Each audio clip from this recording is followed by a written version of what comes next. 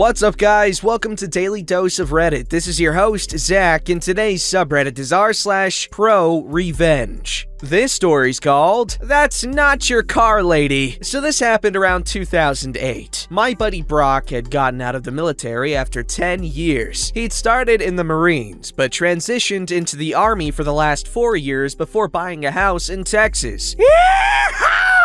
When he got out, he did a variety of jobs before landing a gig with a repo service. He worked there for a year and had a lot of wild stories, but this one sticks out the most as he helped a fellow soldier get revenge on an evil ex. Brock was at the office speaking with his manager, whom I'll refer to as Karen. Now, this particular Karen had a lot of Karen-like qualities, but was a force for good, if you can believe that. Hey, good, you can get rid of the solely negative stigma that comes with Karen. Maybe just annoyingly assertive. While they were talking, they see a young man enter the office. They immediately noticed he had 2 black eyes and an arm was in a sling. The young man, whose name I unfortunately never learned, but I'll call Ben, asked how hard it would be for them to help repossess his car. Karen called her daughter in, Karen Jr., and had her pour Ben a cup of coffee. Karen then asked Ben to tell her a story. Ben began with telling her that he had just returned from a deployment. He had been dating a local girl that lived outside of the famous Fort Hood. Not a good idea, by the way. Before the deployment. Thanks to a previous deployment, he had managed to get himself a used black Dodge Charger, which was his baby. He further explained that shortly after buying the car, he had met the local girl who,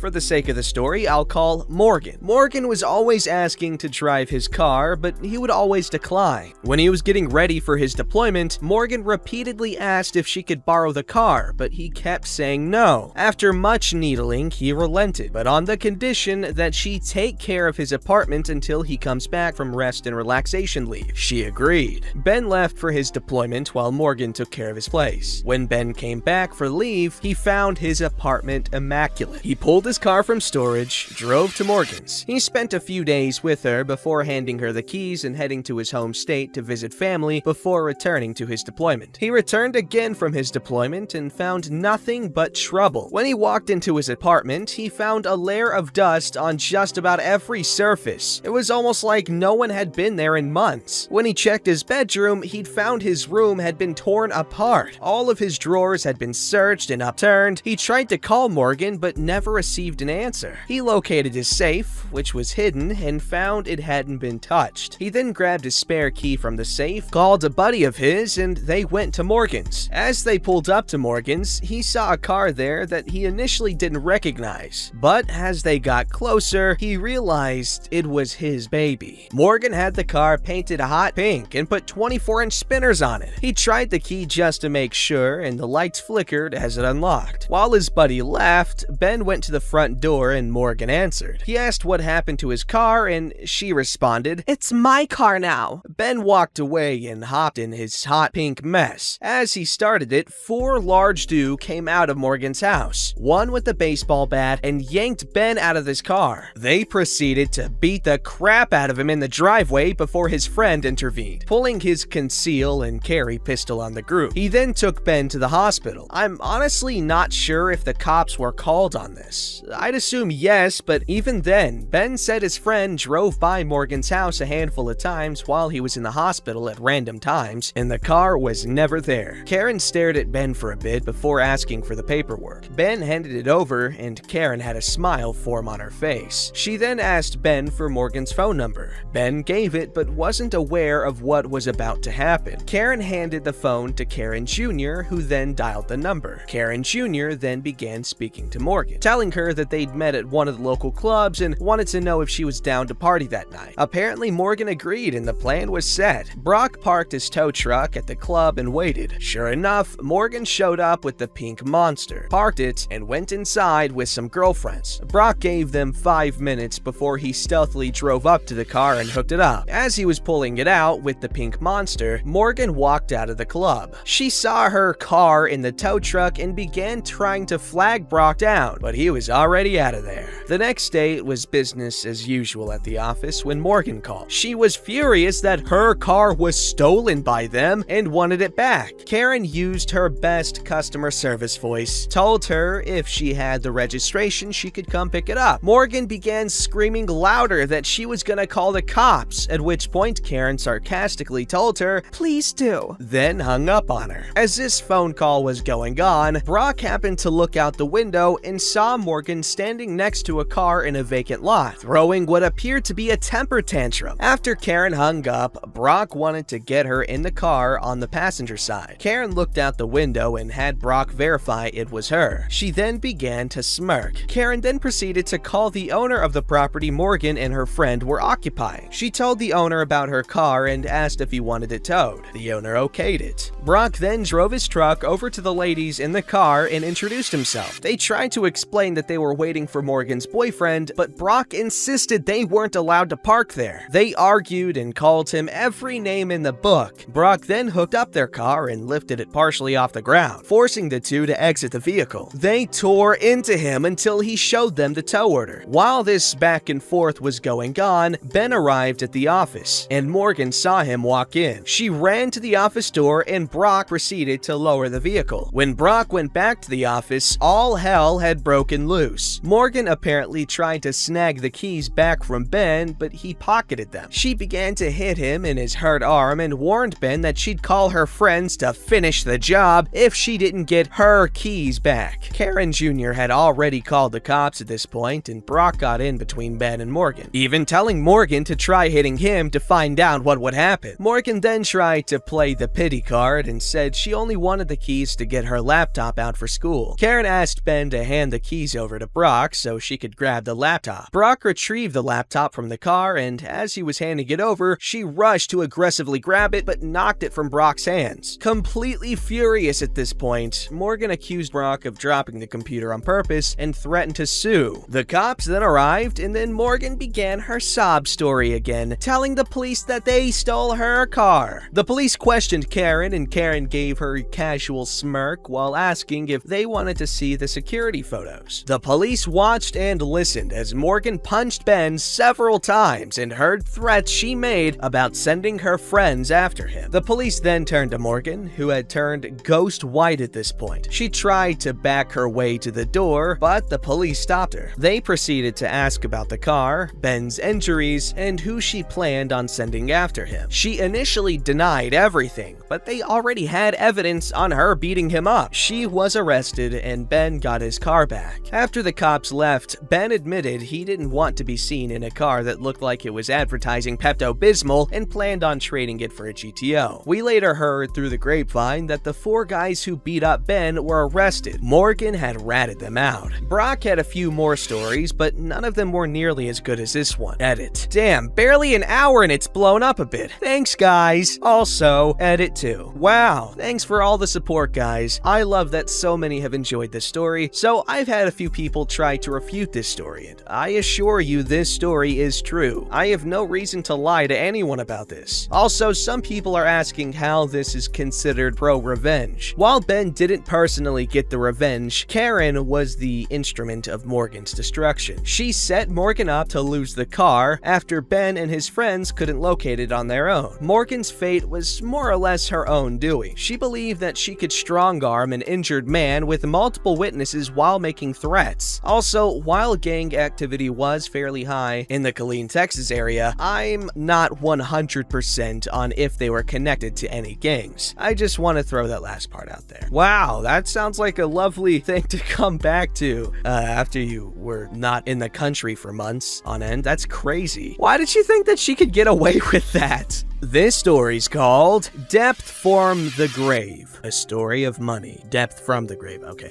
My grandma told me this story recently about how her brother got his ass kicked from the grave. Sorry for the bad English, I do not write it very well and I have dyslexia, so sorry if I butcher the text. So this is a scenario. My grandma comes from a family of 5, 4 girls, 1 boy. My great-grandfather, Hank, was ecstatic with the boy. We'll call him Jack. Jack. One more important thing is that my great-grandfather ran a very successful company that made high-end clothing and bathroom silk towels and bathrobes. He made a fortune with his company and made sure everyone who worked for the company got his fair share. Sounds like socialism to me. He also looked after the family. All his children got an education. All his children got the chance to get their driver's license. It was in the 1960s, so it was a big deal back then. They were the first in my hometown with a car, radio, and TV. My great-grandfather treated everyone equal. That changed when his first and only son was born. He already had 4 girls, and now finally had a son.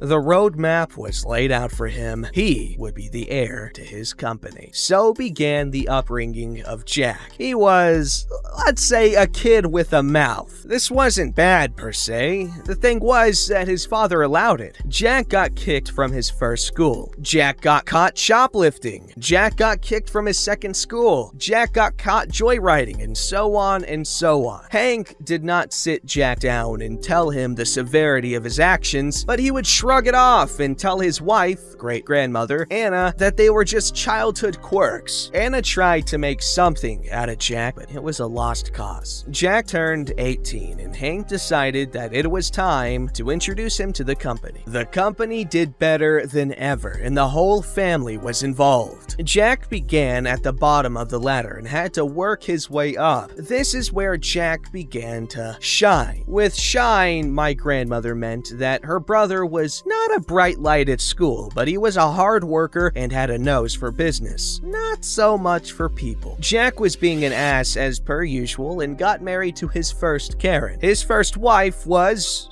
Karen. She wanted to start her own company, and her father-in-law, Hank, wanted to retire. She pushed Jack to take over quickly and push the rest of the family out. Jack listened to her and talked to his father how he was ready and how his sisters and their husbands were tearing the company apart if they would stay in their leadership roles. The thing was that only one daughter and son-in-law were involved in the company at this point, 1980. My grandmother oversaw the seamstresses and the quality department, and my grandfather oversaw the financial and the suppliers. Karen wanted full control and started a little fire in the family. She spread a rumor that grandfather stole from the company. I do not know what transpired, but in the end, my great-grandfather bought out all the family, and Jack bought out great-grandfather. The company was Jack and Karen's company now, and things went tits up pretty quickly. Seamstresses quit, bills were not paid, and Jack had to take a loan from great-grandfather. The family company was barely scraping